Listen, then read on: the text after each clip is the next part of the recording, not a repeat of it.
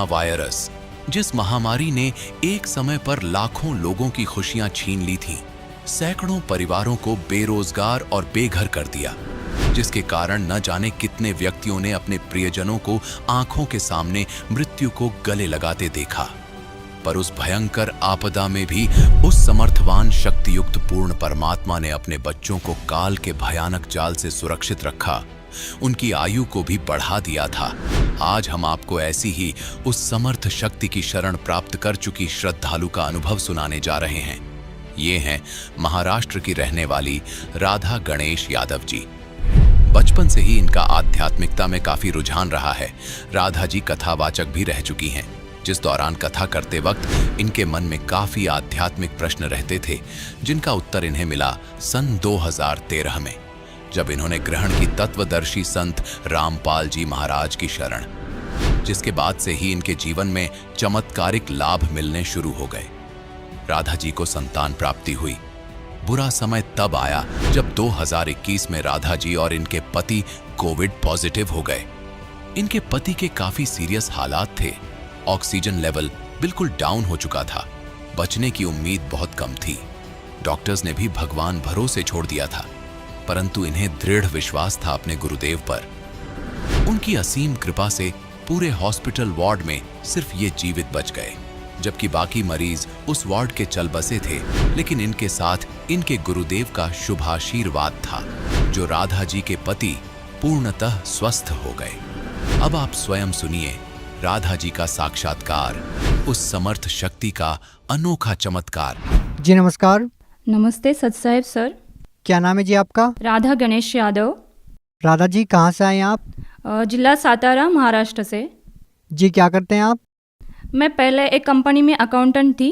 अभी मेरा gents wear Kabir साहब गारमेंट कपड़े का शॉप है खुद का। राधा जी, संत रामपाल जी महाराज की शरण में आने से पहले आप क्या भक्ति साधना करते थे? जैसे हमारे घर में मतलब जैसे हमारे समाज में पारंपरिक भक्ति थी वो करती थी, और जो भी बड़े लोग करते हैं वह उनका ही देख के मैं भी गणेश जी की और गुरुदेव दत्त जी की भक्ति करती थी। मेरे को ना बचपन से ही भगवान बहुत प्रिय लगते थे। उनकी मूर्ति ना जहाँ कहीं भी मैं अपने पिताजी के साथ जाऊँ तो वहाँ से मूर्ति खरीद के लाती थी, घर में उनको बिठाती थी मंदिर में, और उनके साथ घंटों बातें करती थी कि आप भगवान हो, आप कभी तो सामने आओगे। ऐसे में भक्ति करती थी। तो मैं ऐसे ही बचपन से भक्ति करती थी। जैसे जैसे मैं स्कूल जाने लगी, बड़ी होने लगी, जब मैं कॉलेज में गई थी तब मैं महाराष्ट्र में संतों की भूमि है तो मैंने ज्ञानेश्वरी ग्रंथ पढ़ा, भगवत गीता पढ़ी, तो उसमें से मेरे को इंटरेस्ट आने लगा कि ये कुछ अच्छा है। तो मैंने उस पर स्टडी करना शुरू किया। जैसे कि वहाँ को रात को 9 से 12 बजे उनके प्रवचन होते थे, कीर्तन होते थे, वो मैं सुनने जाती थी, डायरी लेके जाती थी, मैं सब नोट करती थी कि वो एक अध्याय लेते हैं या फिर एक दोहा लेते हैं, और उस पे वो विस्तारित से बात करते हैं, बताते हैं कि हमने कैसे जीवन जीना है, नहीं जीना है। तो मेरे को वो अच्छा लगने लगा, तो मैंने भी उस पर स्टडी किया और मैं भी खुद एक वक्ता बन गई। मैं भी प्रवचन करने लगी कॉलेज के टाइम में ही। तो मैं ऐसे देखती थी कि जब भी सारे श्रद्धालु आगे बैठते हैं और मैं प्रवचन करती हूँ तो वो मेरे से ये चाहते हैं कि ये हमें कुछ मतलब उनके जो दुख थे वो उनका दुख का निवारण मैं करूं। लेकिन मेरे को ही एक दुख था कि मेरे को भगवान चाहिए था, जो मेरे को नहीं मिल रहा था। तो मैं उस बात से संतुष्ट नहीं थी कि जो मैं बता रही हूँ इनको ये सही नहीं है, मेरे को सही भगवान चाहिए, मेरे को भी कोई गुरु चाहिए, मैं खुद गुरु नहीं बनना चाहती थी। तो राधा जी, आपकी जो परमात्मा की तलाश थी वो कैसे पूरी हुई? जी, मेरी शादी होने के बाद, मैं बचपन से इतनी भक्ति करती थी, तो शादी होने के बाद 6 महीने में मेरे को उस घर में, मतलब जहाँ पे मेरी शादी हुई वहाँ पे मेरे को ये बात पता चली कि इनके घर में जो छोटा संतान है उसको कभी पुत्र प्राप्ति नहीं होता था। तो मेरे को तो ये बात सुन के बहुत डर लगा कि मैं तो भक्ति पहले से ही करती थी, तो मैंने और भक्ति बढ़ा दी। तो मेरे को ये बात था कि गुरु करना चाहिए, गुरु से मोक्ष मिलता है या गुरु करने से कुछ हमें लाभ भी मिलते हैं। जैसे कि मेरे को संतान नहीं था तो मैं इनकी खोज में थी ही। तो मैंने रत्नागिरी में जाके नरेंद्र महाराज करके है, उनसे नाम दीक्षा ली, उनकी भक्ति करने लगी। उन्होंने कुछ गन गन गनाता बोलते ऐसा मंत्र दिया, वो करने लगी। मैं साल भर वो मंत्र किया, इतने मन से किया, लेकिन फिर भी मेरे को संतान प्राप्ति नहीं हुई। इसके साथ मैं डॉक्टर को भी ट्रीटमेंट कर रही थी। जैसे कि मेरे हस्बैंड आर्मी में थे, तो मैं हरियाणा, पंजाब, जहाँ भी उनके साथ जाऊँ, जहाँ जहाँ जाऊँ वहाँ बड़े बड़े बड़े डॉक्टर को दिखा रही थी। जैसे कि मैं दिल्ली में भी आई थी, तो सबसे बड़ा आरआर हॉस्पिटल करके है, वहाँ बहुत सारे बाहर से डॉक्टर आते, मतलब परदेशी से डॉक्टर आते, तो उनको भी दिखाया था। मेरे मतलब डॉक्टर लोग बोलते थे कि आपके रिपोर्ट्स नील है, आप में कोई ऐसा इशू नहीं कि आपको संतान ना हो, लेकिन फिर भी संतान नहीं हो रही थी। वैसे भी मैं आध्यात्मिक में ज़्यादा रुचि रखती थी, तो मैं भगवान पे भरोसा करती थी कि है भगवान तो वो मिलेगा। तो मैं ऐसी ही भक्ति करती रहती थी। तभी एक दिन मेरे हस्बैंड ने जम्मू कश्मीर से मेरे को फ़ोन किया और उन्होंने संत रामपाल जी महाराज जी के बारे में मुझे बताया कि ऐसे ऐसे संत हैं और उनका मैं आपको एक ज्ञान गंगा करके बुक कुरियर से भेज रहा हूँ, आप वो पढ़ना। उनके सत्संग आते हैं, उनके सत्संग आते वो भी सुनना, एक मेमोरी कार्ड भी लेना, मतलब डाउनलोड करना यूट्यूब से। ऐसे करके मेरे को उन्होंने सब बात बताया कि आप ढूंढ लो, सर्च करो तो आपको उनके सत्संग भी मिलेंगे। तो उन्होंने मेरे को बुक भेजा, तो मैंने वो बुक पढ़ना शुरू किया, फिर उनके सत्संग देखना शुरू किया। जैसे कि मैंने आपको बताया मेरे को आध्यात्मिक पहले ही रुचि थी, जो मैंने ग्रंथ भी पढ़े थे, तो अब मेरे समझ में आने लगा कि सच में इनमें तो संत रामपाल जी महाराज जी ने प्रूफ के साथ बताया है कि भगवत गीता में क्या है, ज्ञानेश्वरी में क्या है। और मैं जो पढ़ रही थी या मैं भी प्रवक्ता बन के किसी को सुना रही थी, वो तो सब गलत था। जो मैं किसी को बता रही थी वो शास्त्रों के विरोध था। और जो मैं अभी ज्ञान गंगा बुक में पढ़ रही हूँ, जो मैं टीवी चैनल पे देख रही हूँ कि वो एक एक अध्याय का अर्थ प्रमाण के साथ बता रहे, तब वो बात मेरे समझ में आई। मैंने पूरा पुस्तक पढ़ लिया, उनका सत्संग भी सुना, और ये सब ज्ञान समझ के मैंने संत रामपाल जी महाराज जी की नाम दीक्षा बरवाला आश्रम सतलोक हरियाणा में जाके 25 दिसंबर 2013 को मैंने जाके संत रामपाल जी महाराज जी से नाम दीक्षा ली। आपने बताया कि आपने संत रामपाल जी महाराज से नाम दीक्षा ली, आपने बहुत सारे गुरु बनाए, उनको अपनी समस्या भी बताई, लेकिन इसके बावजूद भी आपको कोई समाधान नहीं मिला।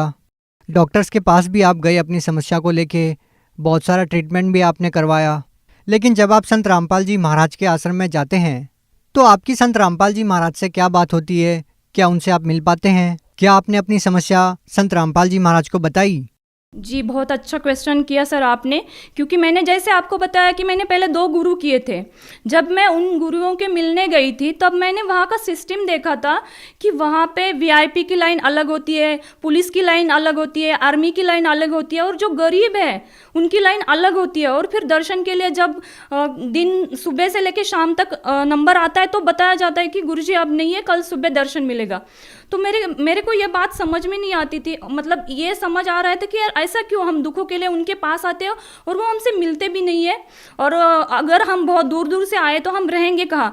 तो उनकी जगह रहने के लिए भी पैसे देना है, खाने के लिए भी पैसे देना है, कंबल ओढ़ने के लिए चाहिए तो उसके लिए भी पैसा देना है। लेकिन जब मैं संत रामपाल जी महाराज जी के आश्रम में गई थी, तो मैंने ये डिफरेंस देखा कि वहाँ तो बस एक ही लाइन है, चाहे वीआईपी आए, मंत्री आए, पुलिस आए, आर्मी वाले कोई भी आए, सभी एक लाइन में जाएंगे। और वहाँ तो सुबह से लेके शाम तक गुरुजी हर एक से मिलके सर पे हाथ रख के एक एक को आशीर्वाद दे के उनके दुख पूछ पूछ के दर्शन दे रहे थे। तो ये बहुत बड़ा डिफरेंट, मतलब जो मैं न्याय देने वाला भगवान जो ढूंढ रही थी कि इस दुनिया में न्याय नहीं है कहाँ, और वो दे सकता है तब बस एक भगवान दे सकता है। और जब मैं बरवाला आश्रम गई, तब संत रामपाल जी महाराज जी के रूप में मुझे ये दिखाई दिया कि यहाँ न्याय मिलता है, और वो सबको ऐसे दर्शन देते हैं। जब वो दर्शन देने के लिए आते हैं तो चाहे कितनी भी भीड़ हो, संत रामपाल जी महाराज हर एक को दर्शन देके हर एक का दुख सुन के ही वो वापस जाते थे। ये डिफरेंस मैंने इन 2 गुरुओं में देखा। और जैसे ही हम मतलब मैं बरवाला आश्रम पहुंची थी तो 9:30 बज चुके थे। हमने जैसे ही नाम दीक्षा ली, वहाँ पे हमें नियम बताए गए, हमने नाम दीक्षा ली। अभी दर्शन लेना चाहती थी, जैसे कि मेरे को उनके दर्शन करने ही थे, क्योंकि मेरे को पता चला था कि संत रामपाल जी महाराज मतलब जो कबीर साहिब के रूप है, जो बरवाला धाम में आए हुए वो भगवान है, तो उनको मैं देखना चाहती थी। लेकिन अभी वो दर्शन दे के चले जा चुके थे, और अब हम 2 पति पत्नी ही थे दर्शन के लिए।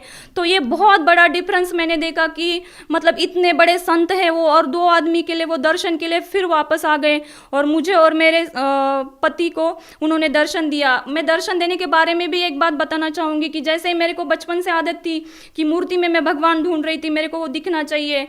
जैसे ही मैं बरवाला आश्रम में मतलब संत रामपाल जी महाराज मेरे को दर्शन देने आए, तब उनका साक्षात दर्शन देखा मैंने, जैसे कि उनके शरीर से रोम रोम ऐसे प्रकाश आ रहा है, जैसे मैंने अभी तक वो टीवी पे ही देखा था, जैसे कि चक्र घूम रहा है।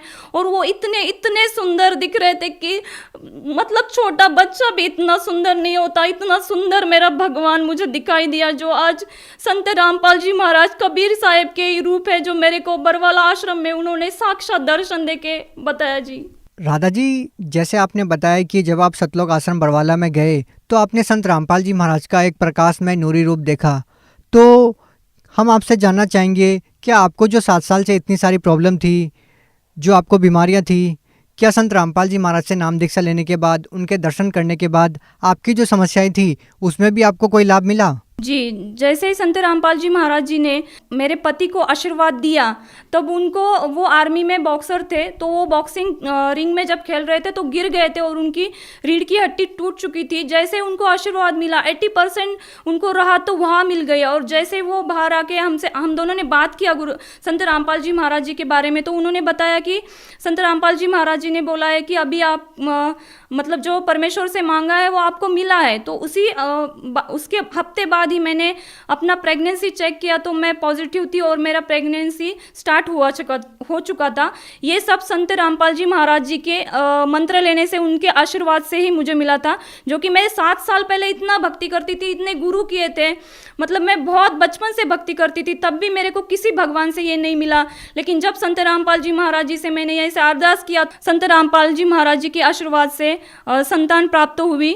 संत रामपाल जी महाराज जी की जब से नाम दीक्षा लिए, तब से बहुत सारे मतलब रोज डेली उनके लाभ होते हैं। लेकिन फिलहाल ये अभी एक जो इंसिडेंस हमारे साथ हुआ है वो बहुत बड़ा हुआ है, मैं बताना चाहूँगी जी। अभी 30 मार्च 2021 को मैं और मेरे हस्बैंड कोविड में मतलब कोविड पॉजिटिव हुए। मेरी हालत तो ठीक थी, लेकिन मेरे हस्बैंड की हालत बहुत ख़राब थी। उनका 23 स्कोर था और वो बिल्कुल भी ऑक्सीजन नहीं ले पा रहे थे। आईसीयू में 7 दिन मैं उनके साथ थी, मतलब जैसे उनका ऑक्सीजन निकाल जाए तो मछली की तरह तड़प रहे थे और इतने सीरियस थे मेरे पति। तो एक दिन डॉक्टर ने बोला कि अभी इनका ऑक्सीजन लेवल 100 सैचुरेशन रखने के बाद भी इनको सांस लेना नहीं आ रहा है, तो भी यहाँ से गला काटना पड़ेगा और यहाँ से नलिया डाल के उनको ऑक्सीजन देना पड़ेगा। मेरे को इस बात से बहुत डर लगा। नहीं, मेरे मतलब जो परमेश्वर की मैं भक्ति करती हूँ संत रामपाल जी महाराज जी की, तो इसमें से ऐसा तो नहीं होगा। तो मैंने उस टाइम तो डॉक्टर को कुछ भी बात नहीं बोला, मैं शाम को आपसे बात करूँगी ऐसे करके बोला। और जब मैंने प्रार्थना लगाई, मतलब मनोमन आत्मा से प्रार्थना की संत रामपाल जी महाराज जी से कि आपने जीवन दान तो दे दिया, लेकिन आप श्वास बढ़ाना आपके लिए कोई बड़ी बात नहीं, मतलब ये ऑक्सीजन था जो कम पड़ रहा था वो बढ़ाने के लिए आपके लिए कोई बड़ी बात नहीं है। ऐसे मैं मन प्रार्थना करी। उसी दिन रात को मैं ऐसे रो रो के संत रामपाल जी महाराज जी से बात किया। उसी दिन 3 बजे जिस हॉस्पिटल में मेरे पति थे वहाँ पे और 11 पेशेंट थे जिनका सेचुरेशन 80% था, किसी का 85% था, लेकिन इनका बहुत कम था, 70-75 था। तो मतलब सबसे खराब स्थिति इनकी थी, सबसे पहले ये मरने वाले थे। ऐसे डॉक्टर ने बोला था कि आप इनके ऊपर पैसा मत खर्च करो।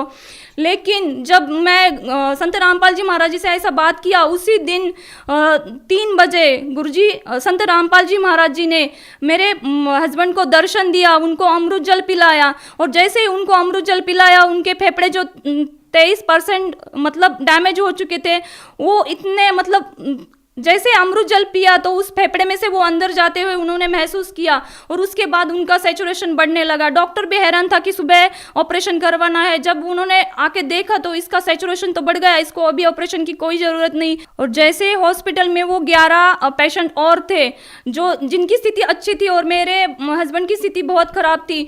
तो मैं 1 हफ्ते की बात बता रही हूँ, उस हफ्ते में वो 11 के 11 पेशेंट चले गए। लेकिन पर संत रामपाल जी महाराज जी की दया से मेरे हस्बैंड की जान बच गई और उनको ऑक्सीजन के साथ डिस्चार्ज दिया गया। जो ऑक्सीजन उनको दिया था वो डॉक्टर ने बोला था कि कम से कम आपको 3 महीने घर में जाके ऑक्सीजन लेना पड़ेगा, आप चल नहीं पाओगे, आपको बेड रेस्ट ही करना है।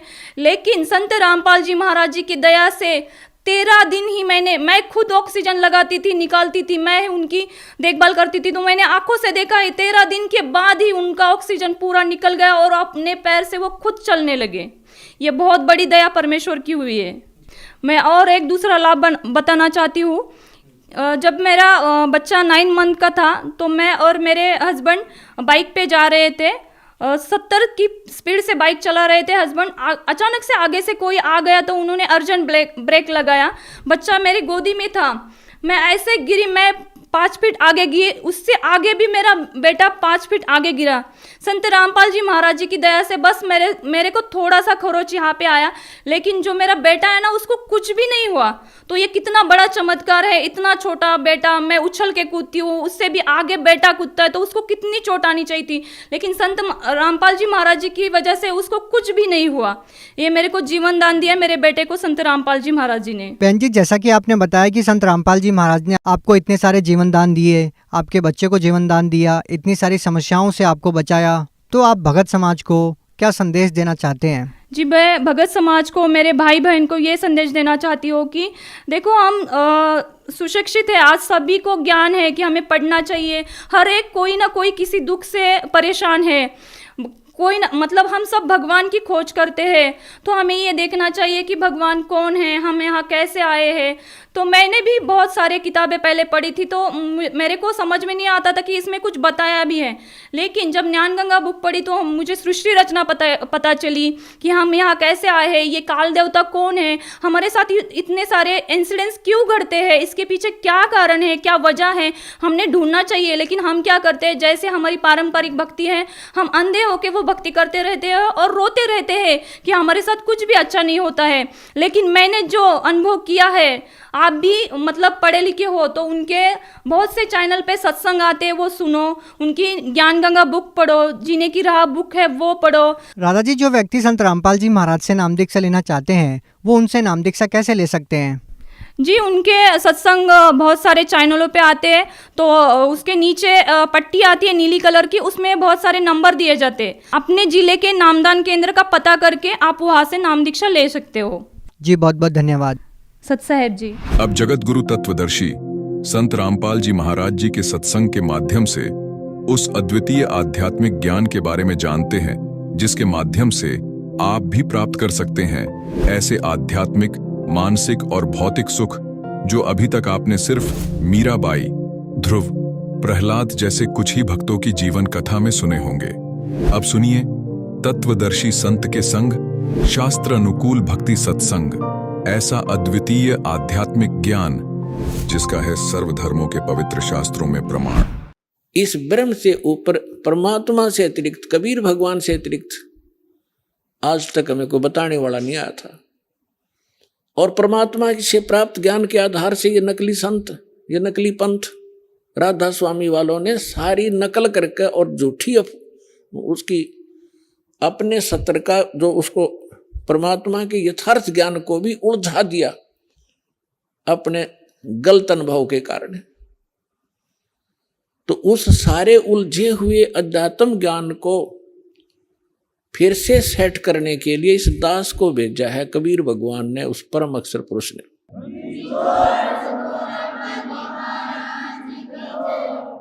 और उसके विषय में परमात्मा ने, कबीर साहब ने कहा कि 9 मन सूत उलझिया, ये ऋषि रहे जखमार, और सतगुरु ऐसा सुलझा दे, उलझा ना दूजी बार। तो अब अध्यात्म ज्ञान को ऐसा सुलझा दिया दास ने कबीर परमात्मा की रजा से, उनके द्वारा दी गई बुद्धि और उनके द्वारा दिए गए सूक्ष्म वेद के ज्ञान से। अब ये कलयुग में अध्यात्म मार्ग को कोई उलझा नहीं सकेगा। भक्ति कोई करियो चाहे ना करियो, और भक्ति करेंगे, क्योंकि भक्ति के लिए तो सभी हम बढ़ते चले गए। पहले हम हिंदू बने, फिर ईसाई बने, फिर मुसलमान बने, फिर सिख बने। हम भगवान के लिए बढ़ते जा रहे हैं। अब राधा स्वामी बने, कोई निरंकारी बने। तो ये हम क्यों बने? क्योंकि परमात्मा के लिए डिवाइड हुए हम। अब फिर एक होंगे, जब ज्ञान एक हो जाएगा, भगवान एक सामने आ जाएगा, हम फिर से एक होंगे। हम मानव हैं, जीव हमारी जाति है, मानव धर्म हमारा, हिंदू मुस्लिम सिख ईसाई कोई धर्म नहीं है न्यारा। ये आपके एक दिन हृदय में जगह बन जाएगी इसकी सच्चाई के साथ। एक तो फॉर्मेलिटी होती है, सच्चाई के साथ आप इसको स्वीकार करोगे कि हम भिन्न नहीं है, हम यहाँ के वासी नहीं है, हम सतलोक के रहने वाले। अब जो प्रसंग चल रहा है, गीता अध्याय नंबर 2 के श्लोक नंबर 46 में कहा है कि छोटे जलाशय पर कोई आश्रित व्यक्ति है और उसको बहुत बड़ा जलाशय यानी झील प्राप्त हो जाती है, तो उस बड़े जलाशय की प्राप्ति के उपरांत छोटे जलाशय में जैसा प्रयोजन रह जाता है, ठीक इसी प्रकार उस परमात्म ज्ञान की प्राप्ति के उपरांत, उस परमात्म ज्ञान की प्राप्ति के उपरांत, उस परम अक्षर ब्रह्म की यथार्थ मार्ग के अध्यात्म मार्ग प्राप्ति के उपरांत इन छोटे भगवानों में, अन्य भगवानों में जैसी आस्था रह जाएगी, ऐसी आस्था रह जाएगी जैसे छोटे जलाशय में रह जाती है बड़े जलाशय की प्राप्ति के उपरांत। अब कैसे? जैसे कोई छोटे तालाब पर आश्रित था, उसका अच्छा जल था, स्वस्थ जल था, स्वच्छ जल था, और उससे अपना जीवन निर्वाह कर रहे थे, लेकिन वो पर्याप्त नहीं था, सफिशिएंट नहीं था। उसको मालूम था एक वर्ष वर्षा नहीं हुई तो त्राही त्राही करके सह परिवार नष्ट हो जाएंगे, लेकिन वो जल खराब नहीं था, लेकिन पर्याप्त नहीं था। और जब वो झील मिल जाती है, वो जल वैसा उससे भी स्वस्थ है, वैसा ही है, लेकिन वो पर्याप्त है, तो छोटे जलाशय को त्याग कर तुरंत उस दूसरे बड़े जलाशय पर वो व्यक्ति आश्रित हो जाता है। तो इसी प्रकार जब हमें उस परम पिता परमात्मा पूर्ण ब्रह्म सत्य पुरुष की जानकारी होगी और उसकी महिमा का पता चलेगा कि उस परमात्मा की भक्ति और उसकी शरण में आने से हमें क्या क्या लाभ होंगे, और ये भगवानों पर जिन पर हम आश्रित थे उनकी क्या स्थिति है, तो कहते हैं आपकी आस्था फिर इनमें उतनी ही रह जाएगी जैसे बड़े जलाशय के उपरांत प्राप्ति के उपरांत छोटे जलाशय में रह जाती। वो छोटे जलाशय बुरा नहीं लगता, लेकिन वो सफिशिएंट नहीं है, इसलिए उसको त्याग देना ही वो उचित समझता है।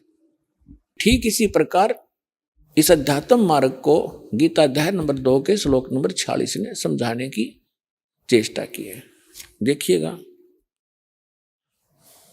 श्रीमद् भगवद गीता अध्याय नंबर 2 का, ये देखिए गीता अध्याय नंबर 2 और श्लोक नंबर ये 46। सब ओर से परिपूर्ण जलाशय के प्राप्त हो जाने पर छोटे जलाशय में मनुष्य का जितना प्रयोजन रहता है। अब इनकी तो बुद्धि ब्रह्म तक थी, ये अनुवादक हैं, ये कहता है कि ब्रह्म को रह जाता है, ब्रह्म को तत्व से जानने वाले ब्राह्मण का समस्त वेदों में उतना ही प्रयोजन रह जाता है। अब वेदों में नहीं, अभी अनुवाद तक में करना आया नहीं, इनको अकल थी नहीं कि ये वेद ये ज्ञान बोल कौन रहा है, इनको ये नहीं मालूम था आज तक। इसका ये अर्थ बनता है कि जब परमात्मा जैसे छोटे जलाशय पर आश्रित व्यक्ति को सब ओर से परिपूर्ण जलाशय यानी कंप्लीट इन ऑल रेस्पेक्ट बहुत बड़ा मिल जाता है, तो उसका उतना ही प्रयोजन रह जाता है जैसे ये ब्रह्म लिखा है वो परम अक्षर ब्रह्म है। उस परम अक्षर ब्रह्म की प्राप्ति के उपरांत के ज्ञान के उपरांत इन छोटे देवताओं में जैसे आस्था जीव का प्रयोजन रह जाता है, ऐसा ही रह जाता है जैसे बड़े जलाशय की प्राप्ति के उपरांत छोटे जलाशय में रह जाता है।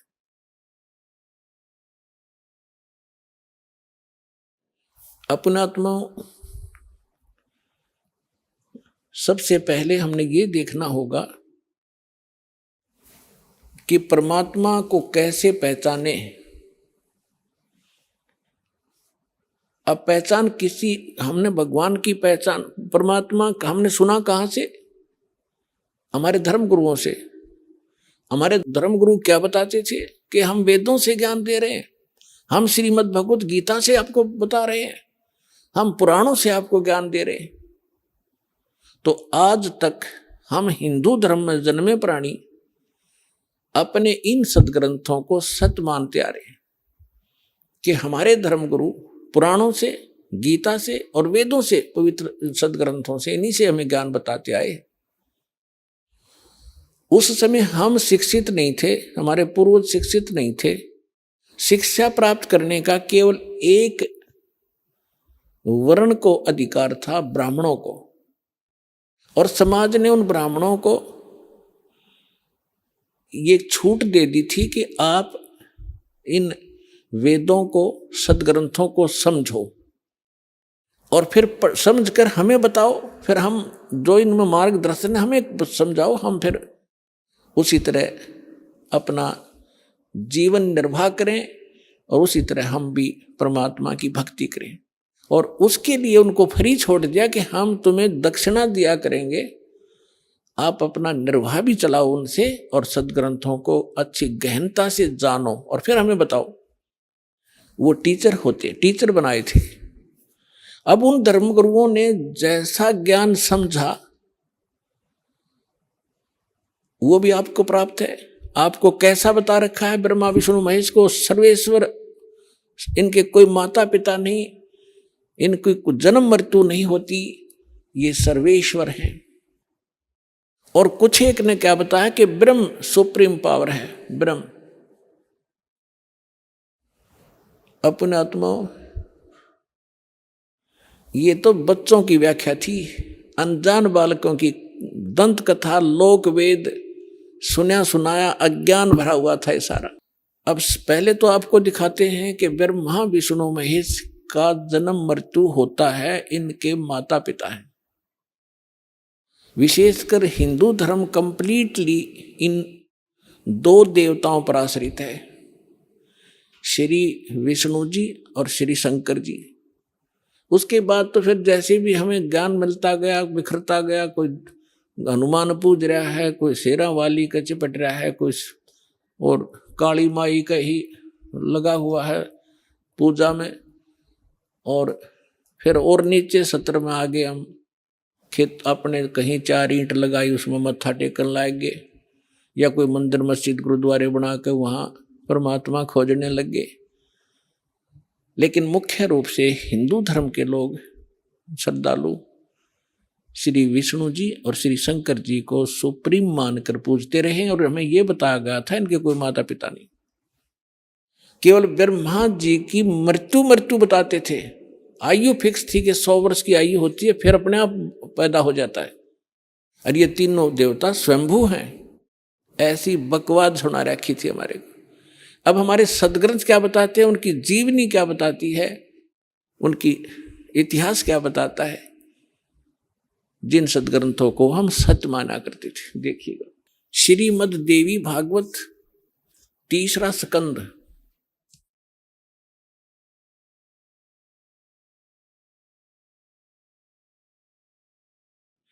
ये गीता प्रेस गोरखपुर से प्रकाशित है। ये देखिएगा, इसके ये सचित्र मोटा टाइप, केवल हिंदी, संपादक हनुमान प्रसाद पोदार, चिमनलाल गोस्वामी। और ये यहां से प्रकाशित है, मुद्रित और प्रकाशित। ये गीता प्रेस गोरखपुर से है। गीता भवन कार्यालय कोलकाता का संस्थान, गीता प्रेस गोरखपुर। इसके 123 पृष्ठ पर ले चलते हैं आपको, बिल्कुल 2 मिनट में सारी कहानी समझ में आ जाएगी। 123 पृष्ठ पे ये 3रा स्कंद। भगवान विष्णु अपनी माता दुर्गा की महिमा स्तुति करते हुए, उनकी स्तुति करते हुए बोल रहे हैं, तुम शुद्ध स्वरूपा हो, यह सारा संसार तुम ही से उद्भासित हो रहा है। मैं ब्रह्मा और शंकर, हम सभी तुम्हारी कृपा से विद्यमान हैं। हमारा आविर्भाव माने जन्म, तिरोभाव माने मृत्यु। हमारा तो जन्म और मृत्यु हुआ करता है, केवल तुम ही नित्य हो, जगत जननी हो, प्रकृति और सनातनी देवी हो। ये प्रकृति शब्द याद रखना कि दुर्गा को प्रकृति भी कहते हैं। जिस समय दास आपको श्रीमद् भगवत गीता में यह सिद्ध करेगा कि ब्रह्मा विष्णु महेश की उत्पत्ति दुर्गा से हुई है और गीता में वर्णित है, उस समय प्रकृति शब्द आपका काम आओगा कि प्रकृति दुर्गा को कहते हैं। गीता के अंदर 2 प्रकृति बताई है, एक तो जड़ जैसे ये अग्नि वायु हवा आदि, और एक चेतन। चेतन ये दुर्गा प्रकृति है। तो इसलिए कहते हैं आप ही प्रकृति हो। और फिर भगवान शंकर क्या कहते हैं देखिएगा, भगवान शंकर बोले, देवी यदि महाभाग विष्णु तुम्ही से प्रकट हुए हैं, उनके बाद उत्पन्न होने वाले ब्रह्मा भी तुम्हारे बालक हुए, फिर मैं तमोगुणी लीला करने वाला, क्या मैं तमोगुणी लीला करने वाला शंकर क्या तुम्हारी संतान नहीं हुआ? अर्थात मुझे भी उत्पन्न करने वाली तुम ही हो शिवे, संपूर्ण संसार की सृष्टि करने में तुम बड़ी चतुर हो।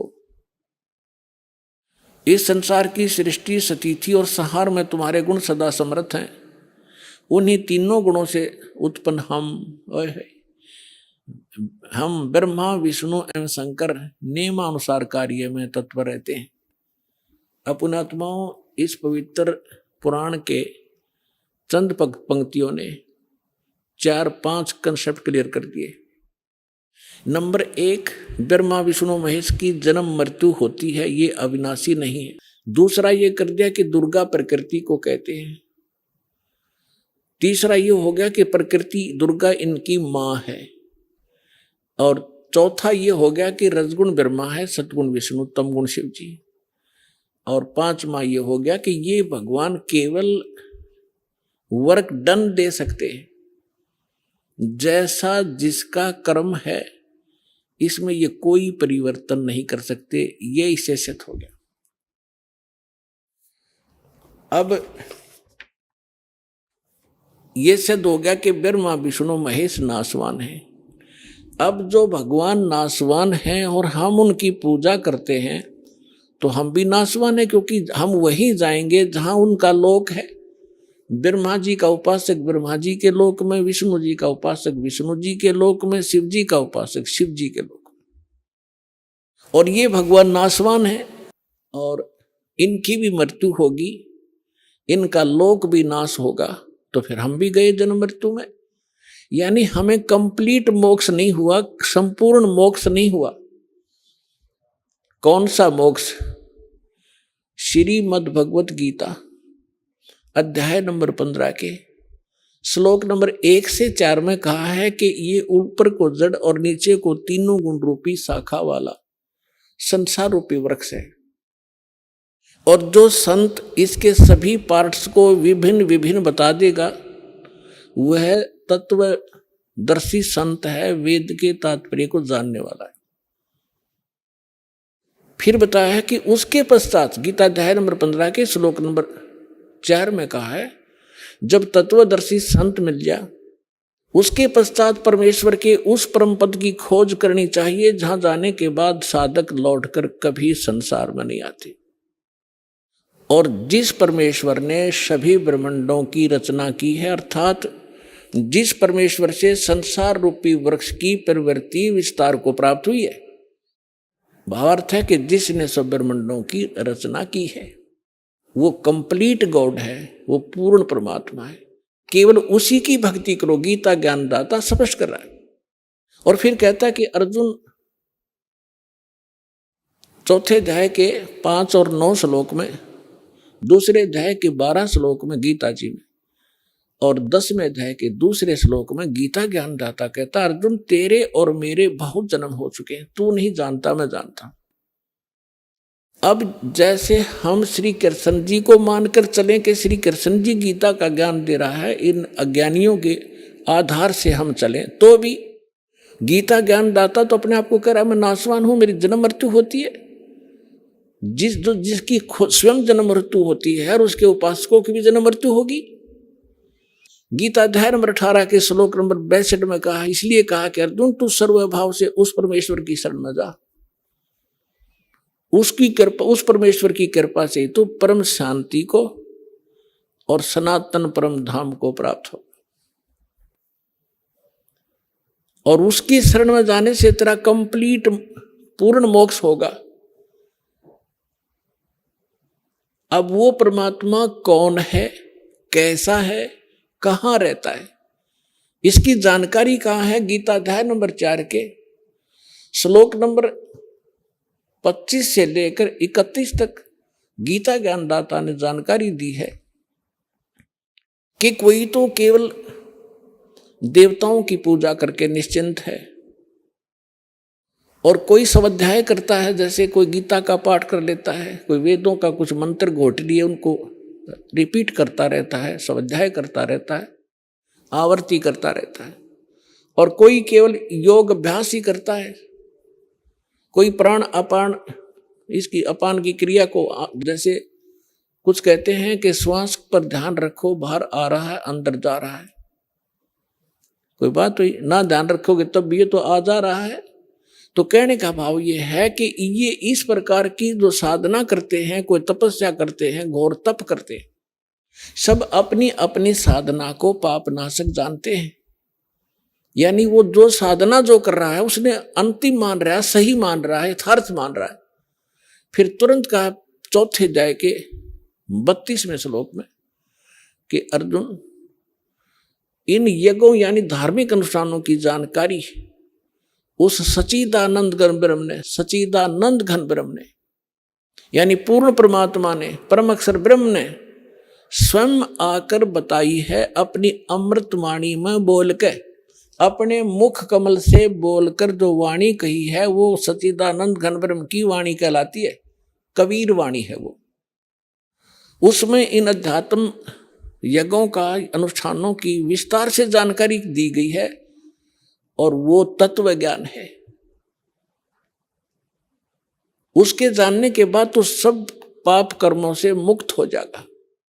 अब चौथे अध्याय के 34वें श्लोक में कहा कि अर्जुन, उस तत्व ज्ञान को जो सच्चिदानंद घन ब्रह्म स्वयं अपने मुख कमल से आकर बोलता है, वो तत्व ज्ञान है। अपनी अमृत वाणी में बोलता है, अपने मुख से बोलता है, वो तत्व ज्ञान है। और उस तत्व ज्ञान को तू तत्वदर्शी संतों के पास जाकर समझ। उनको दंडवत प्रणाम करने से, कपट छोड़कर उनकी सेवा करने से वह तत्वदर्शी संत तुझे तत्व ज्ञान का उपदेश करेंगे।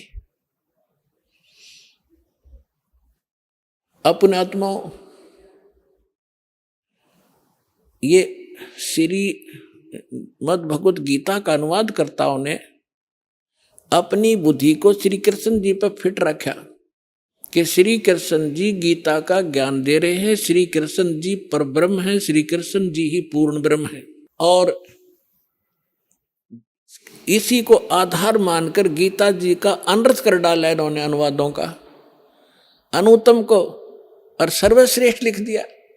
अनुत्तम शब्द एक चौथी कक्षा के बच्चे ने पूछ ले, भाई बेड अंग्रेजी में पूछ ले किसी बच्चे को, गुड किसे कहते हैं और बेड किसे कहते हैं, उत्तम किसे कहते हैं, अनुत्तम किसे कहते हैं। उत्तम श्रेष्ठ, अनुत्तम अश्रेष्ठ, घटिया। अरे नाड़ियों ने, अज्ञानियों ने, अनुवादकर्ताओं ने अनुत्तम शब्द का अर्थ कर दिया जिससे उत्तम कोई और ना हो। है तेरा गजब है ये।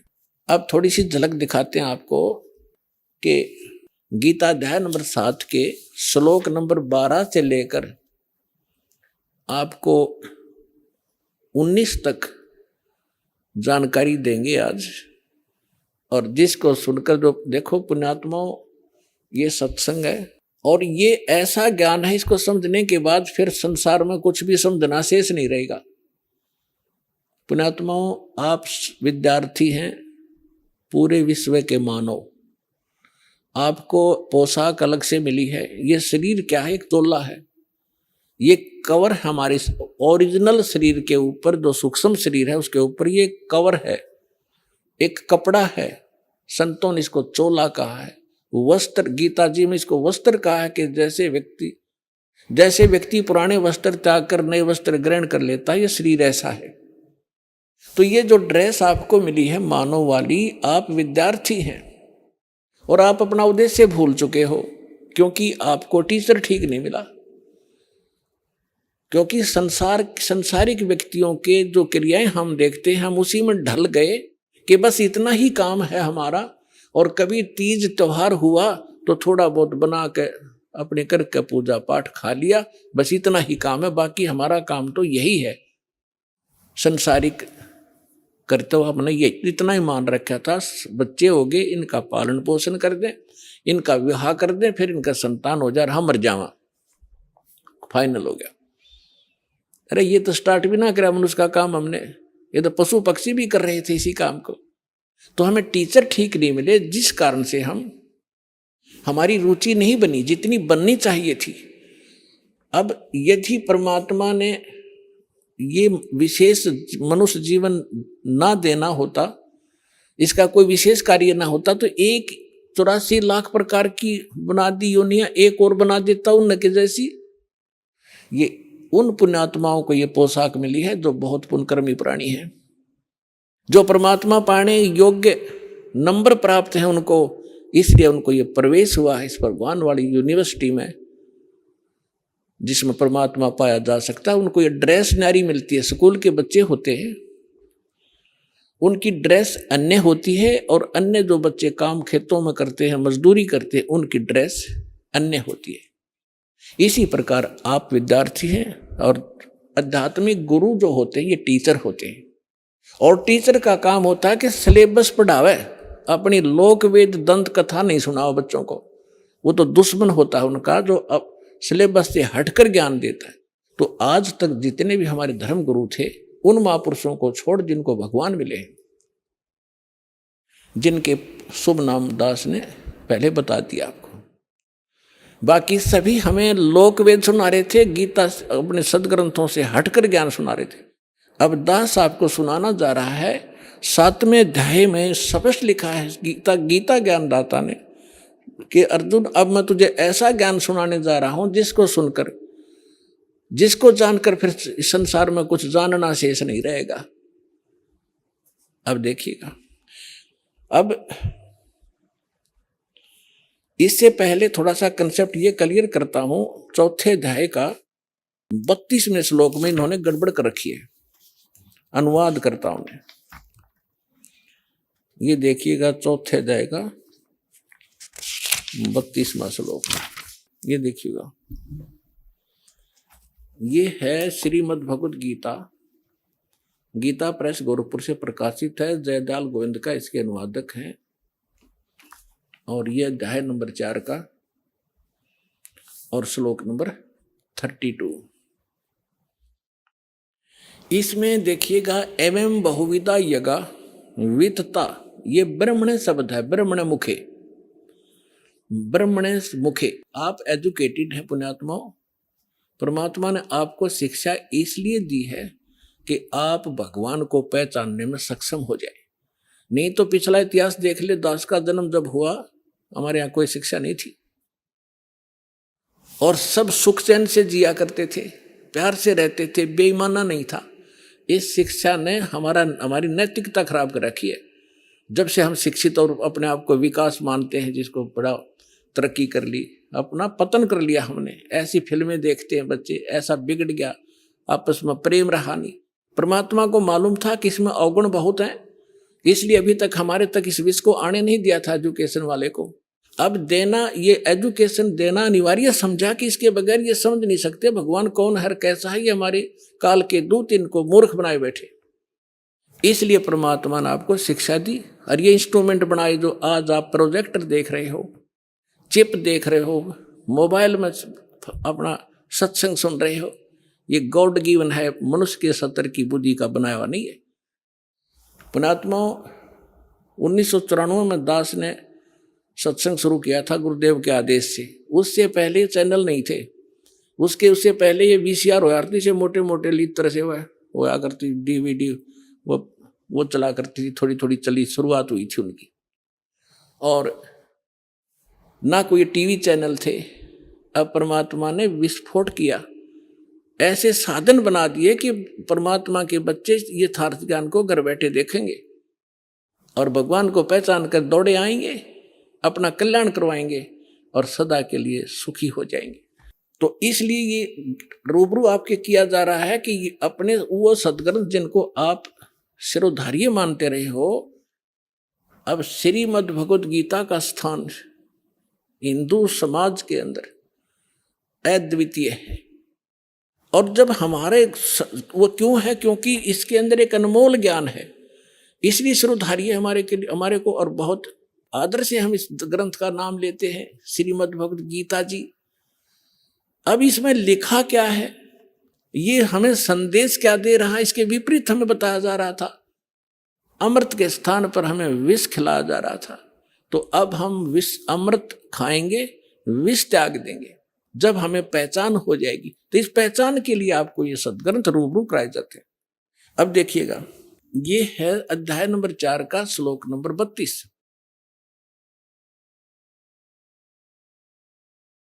इसमें ये है एवं बहुविधा यज्ञा वितता ब्रह्मणे मुखे। ये ब्रह्मणे मुखे शब्द है।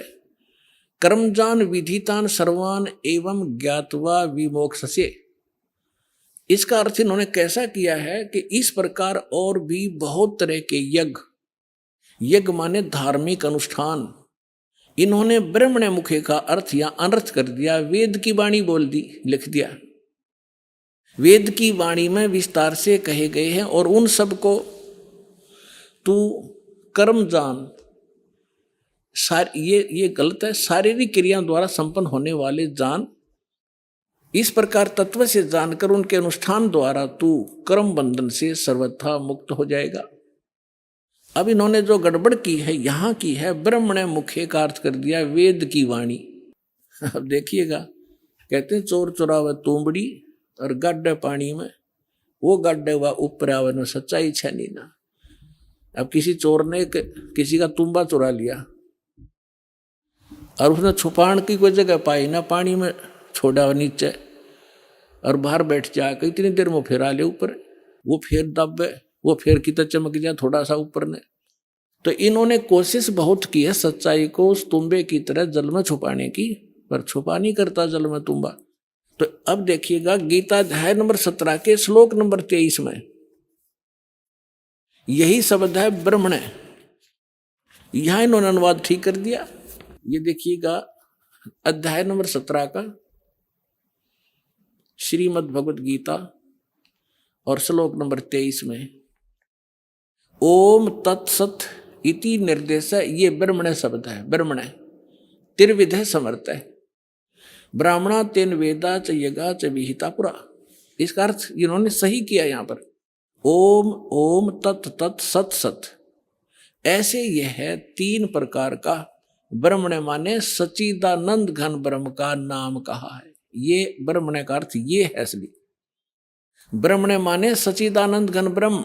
अपने आत्मा ब्रह्म का अर्थ वैसे तो परमात्मा होता है, लेकिन ब्रह्म से जैसे ईश माने क्या होता है? स्वामी, मालिक, परमात्मा। ईश कहो, ब्रह्म कहो। अब फिर परब्रह्म शब्द हो रहा है, हमने सुनने को मिला परब्रह्म, यानी इससे नेक्स्ट ब्रह्म, ब्रह्म से नेक्स्ट। जैसे एक दादा, एक परदादा, दादाजी से दूसरा दादा, नेक्स्ट ग्रैंडफादर। तो ब्रह्म, फिर परब्रह्म, फिर हमने सुना है पूर्ण ब्रह्म,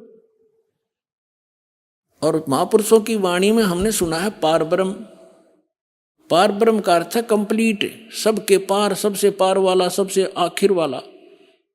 तो श्रीमद् भगवत गीता अध्याय नंबर 15 के श्लोक नंबर 16 और 17 में 3 पुरुष हैं। पुरुष कहो, राम कहो, ईश कहो, ब्रह्म कहो। अब जैसे ब्रह्म, फिर परब्रह्म और फिर पूर्ण ब्रह्म, इसी प्रकार गीता जी में 3 पुरुष बताए हैं 15वें अध्याय के 16 और 17 में। अब पहले वहां ले चलते हैं आपको, फिर ये सारा ज्ञान आपका समझ में आओगा। अपने आत्माओं इतने एजुकेट इंटेलिजेंट मानव बना है आज। इन कंप्यूटर को घुमा रहे हैं छोटे छोटे बेटे और बेटियां। इन मोबाइलों में ऐसे सिस्टम है, इनको बड़ी अच्छी तरह से सेट कर चला लेते हैं। अरे अध्यात्म मार्ग में सब तो पिछड़ गए हम। अब हम अध्यात्म मार्ग में ऊपर आएंगे, पूरा विश्व सुखी होगा, आप भी सुखी होगे, आत्मिक शांति होगी। जो परमात्मा काम किया करता हो, परमात्मा आपके साथ रहेगा, आपको वो सुख देगा। अब देखो कितने ही अच्छी फिल्म आप देख रहे हो और कितनी सुख सुविधा आपने उपलब्ध कर दी वैज्ञानिक तरीके से, और कल एक जवान बेटे की मृत्यु हो जा, एक आंख नहीं सुहा, वो टेलीविजन और वो गाने उन्हें फोड़ने दिल कराए, न फूक दो कि तगेर के। तो पुण्यात्माओं, ये नकली सुख है। असली सुख भगवान से मिलेगा, जो दास आपको विधि बताएगा, आप भी सुखी, आपका परिवार भी सुखी, आपकी 101 पीढ़ी पार हो जाएगी। वो मार्ग आपको बताएगा। अभी आपने सुने जगत गुरु तत्वदर्शी संत रामपाल जी महाराज के मंगलमय सत्संग प्रवचन। आइए अब सुनते हैं उन भक्तों के अनुभव जिन्होंने संत रामपाल जी महाराज के प्रमाणित ज्ञान से प्रभावित होकर नाम दीक्षा लेकर अनेकों लाभ प्राप्त किए। नमस्कार दर्शकों, आपको एक ऐसी महिला की दुख भरी दास्तान सुनाते हैं जो ब्रेस्ट कैंसर की 3rd स्टेज से एवं अन्य सांसारिक दुखों से जूझ रही थी। रमा जी ने अपने दुख निवारण के लिए शिव को भगवान मानकर पूजा, लेकिन जब शिव भगवान से कुछ राहत ना मिलती दिखाई दी तो रमा जी झाड़ फूंक का सहारा लेने को मजबूर हो गई, लेकिन उससे भी इनको कोई लाभ नहीं मिला। लेकिन कहते हैं जब आप पूर्ण संत की शरण में आ जाते हैं तो आपके सारे दुखों का निवारण हो जाता है।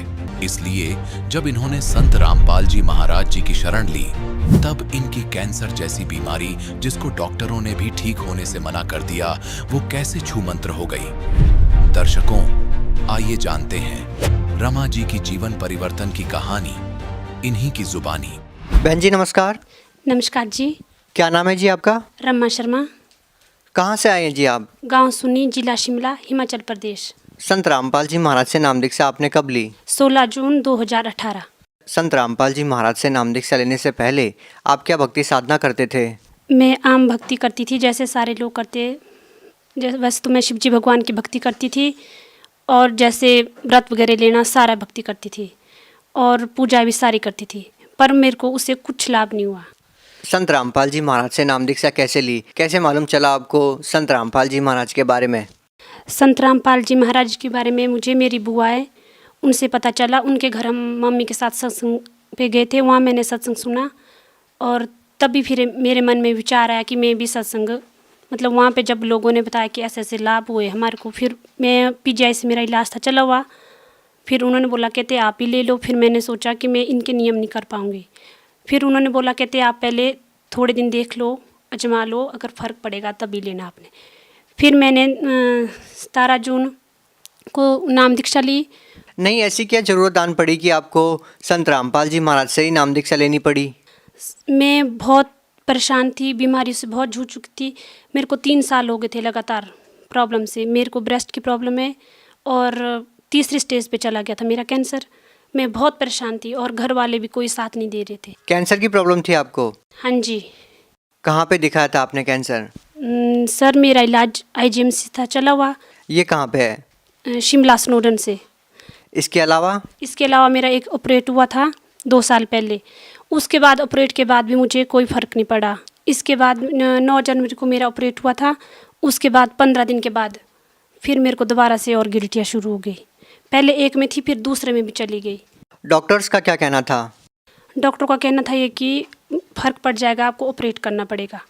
फिर उसके बाद उन्होंने ऑपरेट की डेट दी, मैंने मना कर दी कि मैंने नहीं करवाना ऑपरेट। फिर मैं दवाइयाँ खाती रही।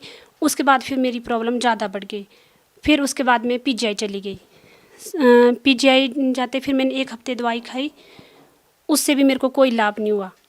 फिर उसी के बाद मैं उसी के बीच में सत्संग गई थी, वहीं मैंने सत्संग सुना और फिर 2 दिन मैंने जाप किए, संत रामपाल महाराज जी के जाप किए।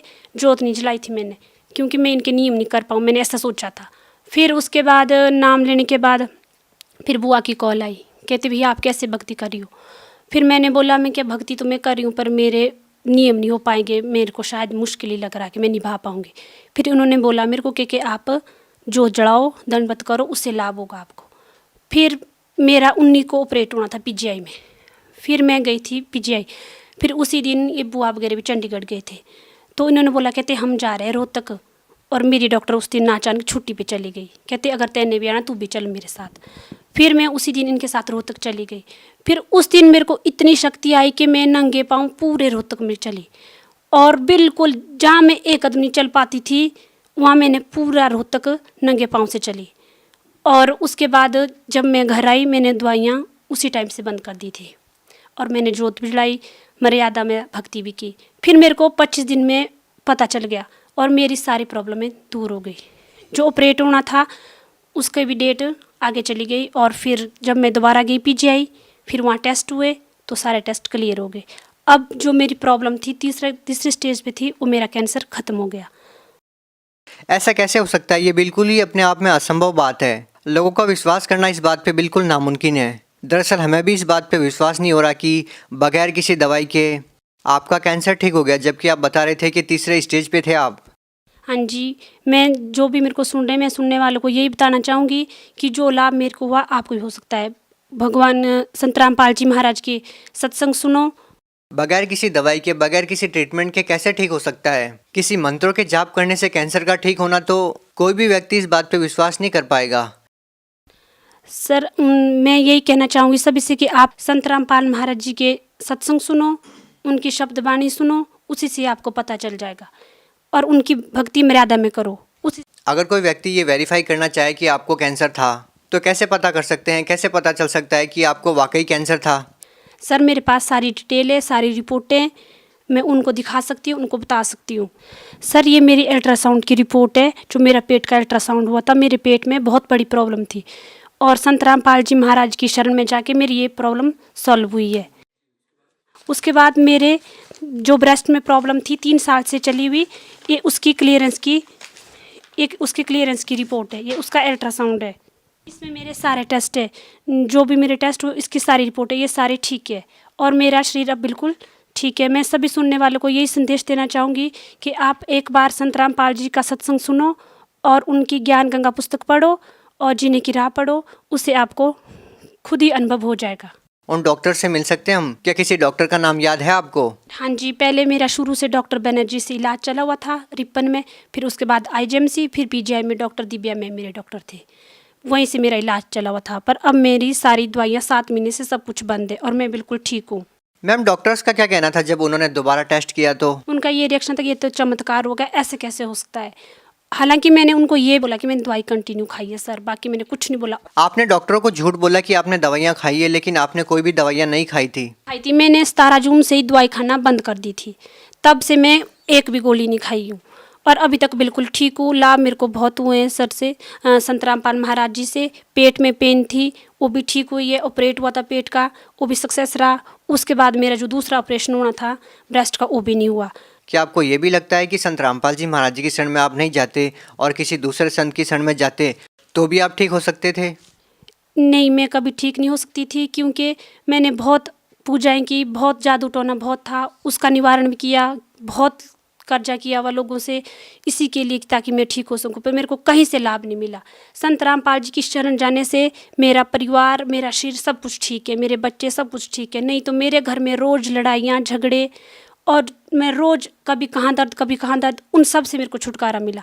मैं सभी सुनने वालों को यही संदेश देना चाहूँगी कि आप संत रामपाल जी की शरण में जाओ, उनके जो नीचे पट्टी आती है वहाँ पे नाम पढ़ो, फ़ोन नंबर लो, ज्ञान गंगा पुस्तक लो, जीने की राह लो, उसमें पढ़ो, उसी से आपको खुद पता चल जाएगा। देखिए, बहुत सारे ऐसे लोग हैं जो कैंसर से पीड़ित हैं और वो लाखों रुपए पानी की तरह बहाते हैं, लेकिन फिर भी उनका इलाज नहीं हो पाता, ठीक नहीं हो पाते हैं वो। लेकिन आपको तो केवल मंत्र जाप करने से लाभ मिल गया। आप उन लोगों को क्या कहना चाहेंगे जो लोग अभी भी कैंसर से पीड़ित हैं? मैं उन लोगों को ये संदेश देना चाहूँगी कि आप सच्ची भक्ति करो, सत्संग सुनो, गुरुजी संत रामपाल जी महाराज के शब्द वाणी सुनो, उसी से आपको लाभ हो जाएगा। मैंने भी 2 दिन सच्चे मन से शब्द उच्चारण किया था, मंत्र जाप किया, उसी से मेरे को 25 दिन में लाभ मिला। तो लास्ट में हम आपसे पूछना चाहेंगे कि क्या अभी भी आपका संत रामपाल जी महाराज में उतना ही विश्वास है? हाँ जी, वैसा नहीं, उससे ज़्यादा विश्वास है। जब मेरा शरीर पूरी तरह ठीक हो गया, जब 7 महीने पहले मेरी इतनी स्थिति थी कि मैं 3 महीने लगातार बिस्तर में थी, यहाँ तक कि मैं जॉब भी नहीं जा पाती थी। जब से मैंने नाम दीक्षा ली, तब से मैंने जॉब भी ज्वाइन शुरू की दोबारा से, और अपने बच्चों के लिए हर एक तरह से खाना भी नहीं बनता था मेरे से, कुछ भी नहीं होता था। उसके बाद मैं हर एक काम करती हूँ और जॉब भी जाती हूँ। जी धन्यवाद। धन्यवाद सत साहब जी।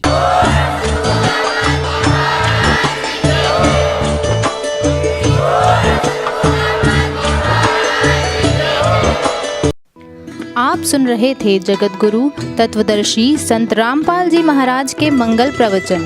अधिक जानकारी के लिए संपर्क करें।